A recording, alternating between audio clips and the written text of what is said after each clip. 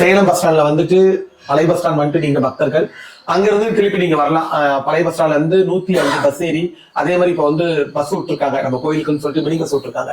அந்த மினி பஸ்லயே வரலாம். அப்படி தெரியாதவங்க ஆட்டோ ஏறி வீராணத்துல இருந்து கூட இங்க அப்படி ரீச் ஆகி வரலாம். இங்க கத்தாலப்பாடி கிராமம் வளையக்குளம் ஸ்டாப் இங்க இருந்து வாக்கிங் டிஸ்டன்ஸ் நடந்து வர தூரம் தான். நீங்க தாராளமா வரலாம்.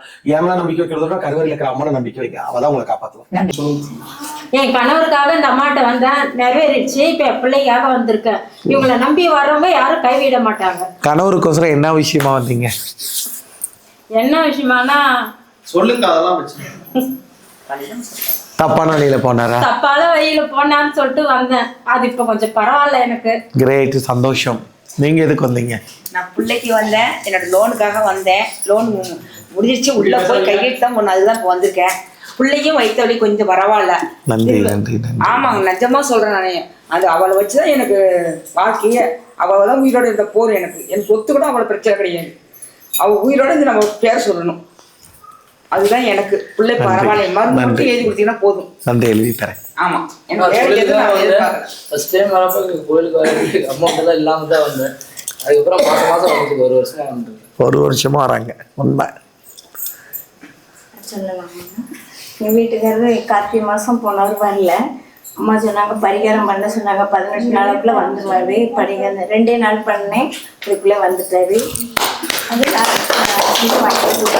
அரிசி கேட்க நான் வாங்கி கொடுத்துருக்கேன். வா, சூப்பர். 18. ஓகே ஓகே, நன்றி நன்றி. நானும் எங்கள் வீட்டுக்காரரும் 1.5 மாதமாக பிரிஞ்சிருந்தோம். அம்மா கிட்ட வந்தேன்.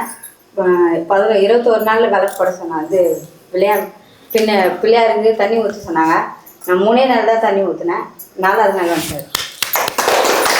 ரொம்ப சந்தோஷமான விஷயங்கள். அம்மா என் பொண்ணுக்காக வந்தேன். பொங்கலுக்கெல்லாம் வந்துடுவோம். வந்திருக்கிறான். ஆனால் திருப்பி இன்னொரு குறைக்கும் வந்திருக்கிறேன். நான் புரியல. பொண்ணு வந்துச்சு எப்படின்னா மாத்திரை போட்டுக்கலாம். பொங்கலுக்கு வரும்னு சொன்னீங்க. ஆனால் பொங்கலுக்கு வந்தது வேற மாதிரி வந்திருக்குது. மாத்திரை போட்டுக்கலாம் சாவறதுக்கு. தூக்கு மாத்திரை போட்டுன்னு இருக்கிறான். தூக்கு மாத்திரை போட்டுட்டு டாக்டர் மூலயமா எங்களுக்கு இன்ஃபார்ம் வந்துச்சு. வந்துட்டு பார்த்தோம், பொண்ணு பார்த்து இட்டுன்னு போனோம் வீட்டுக்கு. அப்புறம் நேற்றுக்கு வேலைக்கு போயிடுச்சு, காணோம். பார்த்துக்கலாம். நான் வேலை விஷயமா வந்திருந்தேன். ஆனால் நீங்கள் ஒரு வார்த்தை கேட்டிருந்தீங்க, அந்த வேலை விட்டோட இந்த வேலை பண்ணான்னு சொல்லிட்டு அது பண்ணின்னு இருக்கிறேன்.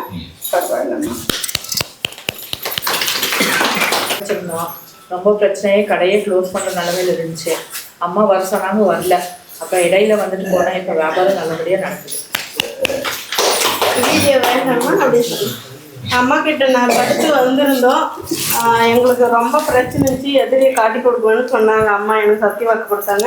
நாங்கள் பஸ்ஸு இறக்கிறதுக்குள்ளே அவங்கள காட்டி, அவங்க பையன் விஷம் குடிச்சு சீரியஸ் ஆகிட்டோம். நாங்கள் வீட்டுக்கு போகிறதுக்குள்ளே அம்மா காட்டி கொடுத்துட்டாங்க. கச்சிதமா இருக்கு, மன திருப்தியா இருக்கு, சந்தோஷமா இருக்கு. அம்மா கிட்ட தான் எல்லாம் நடக்கும்.